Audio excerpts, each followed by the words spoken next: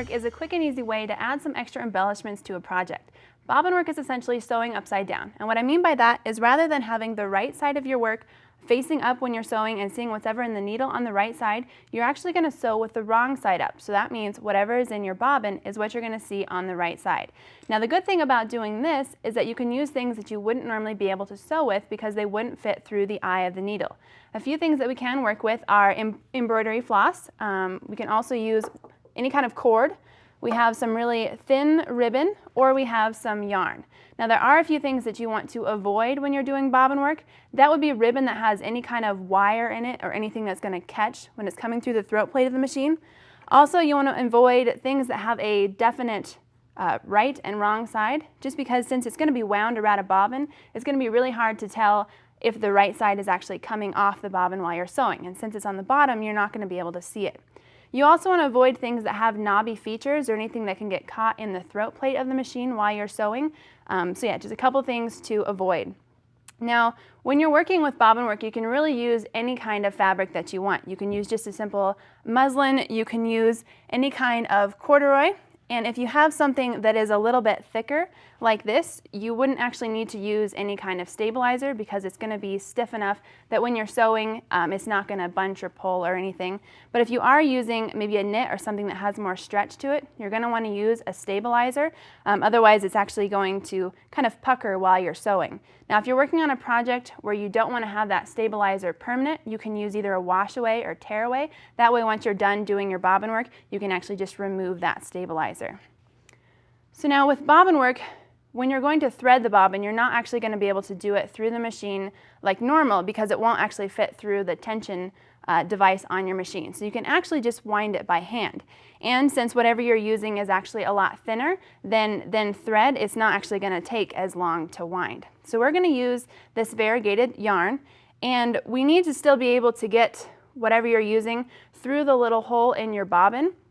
And so in order for that to work with this, we're obviously going to have to trim it at just a little bit of an angle. And the reason we want to be able to get it through that little knob is so I can actually hold it while I'm winding it and add a little bit of tension to it, just kind of as we're working it around the bobbin. Otherwise, you don't want it to be too loose because then when you're actually trying to sew with it, it's not going to turn out the way you want it to. So this can be a little bit tricky. You might have to come back and trim it a second time. You just need to get it thin enough so it'll actually fit through the little hole here in your bobbin. And then you can just pull it through and just hold it. And when you're using something that's this thick, I'm going to try and wrap it to where there isn't going to be any folds. So I want it to be even as I'm going all the way around. Just that way, when you are using this bobbin, you kind of have some control over how it's going to turn out. It's still going, you know, to kind of twist and turn as you're sewing, but this will at least give it a little bit of continuity. And when you're doing this, you don't want to wind it more than about 80% full, because since it is so much thicker, you don't want anything to get caught or bunched up down there in your bobbin. So we're just going to wind a little bit of that and go ahead and stop there. And go ahead and trim off whatever you pulled through, because you don't want that to catch while you're sewing either. And then I'm just going to kind of use the scissors and push it back down in there. So now we can go ahead and put our bobbin onto our machine. And normally when you're using this, you would pull it through this little tension device here, and that would be what holds your thread while you're sewing. But since this is so much thicker, you don't actually need to do that. You can just bypass it completely and go into this big opening here. And then go ahead and put your bobbin into your machine. And you do want to check your machine's manual to see if there's any extra settings or things you need to change when doing bobbin work. For this one, we're just going to keep everything the same how it is. Now, when you're using bobbin work, what you're using in the bobbin is going to be seen on the right side, but so is what you're using in the thread. Now, when you're sewing normally, the thread and the bobbin meet right in the fabric, and you see one color on one side and one on the other. But with bobbin work, you're going to be able to see both colors on the right side. So you either want to match your thread and whatever you're working with, or in the case of using something that's variegated, you're going to want to use monofill or invisible thread. So we're going to go ahead and get that onto the machine and thread it. And you don't have to change anything threading the machine-wise when you're doing bobbin work with the needle thread. All that can be left the same. So go ahead and get that in there. Okay. thread our needle.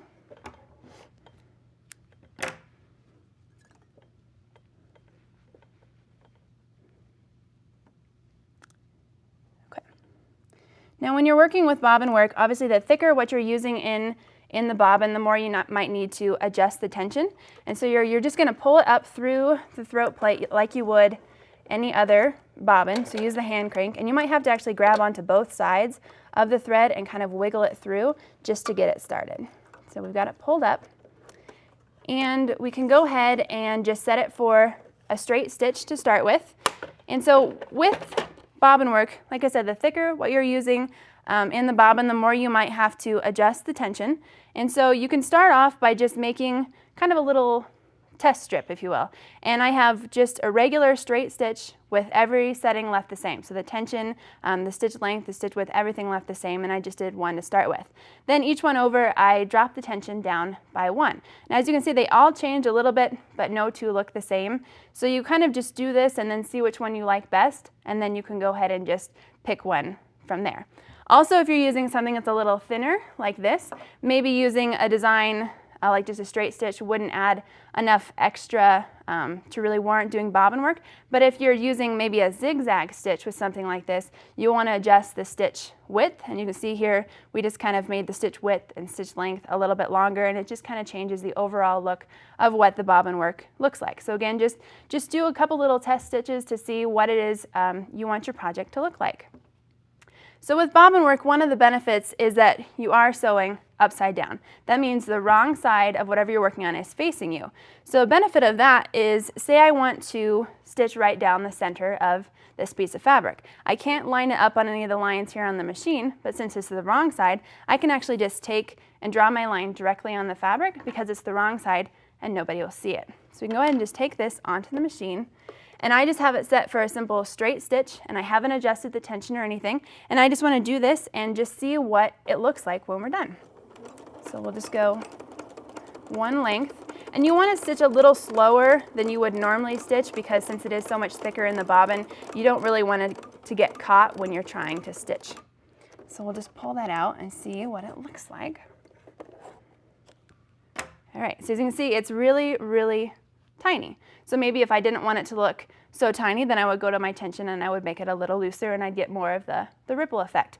Bobbin work there is a lot of trial and error with, and you'll probably never be able to replicate the same design twice, but that's kind of the beauty of being able to do something like this. Another thing with being able to sew upside down is that rather than drawing lines, you can draw designs. So I took the same fabric and I just drew a simple flower design with a leaf, and again I'm sewing with the wrong side up, and so when you're done you actually just get the flower design or any design you want. So you can pretty much draw anything and you'll get it on the right side of the fabric. So bobbin work, again, just a simple, quick and easy way to add extra embellishments to some projects, and I have a couple other final examples of things that you can use bobbin work with. Now, if you have something that's just, maybe a piece of fabric that you really like the print of and you want to make a pillow or something out of it, but you really want to highlight some of the design features, you can do that using bobbin work. So all you have to do is on the back side, if you can't really see the design well enough, you can just, highlight where you want to be stitching. So I did that with this leaf and just used some gold embroidery thread and just did bobbin work around the outline. And I could even go back and add, leaf designs into that, or do the entire piece of fabric, and that would just add some extra embellishments to it. Another thing you can use bobbin work with is just making what would be a simple, maybe boring bag a little bit fancier. So I just made a simple black evening bag, and then I just did 5 straight lines worth of bobbin work across it, and it adds just an extra embellished touch to it because it's threads or ribbon that you wouldn't normally be able to use with your normal sewing machine. So bobbin work, just a simple, easy way to add some extra embellishments to your project.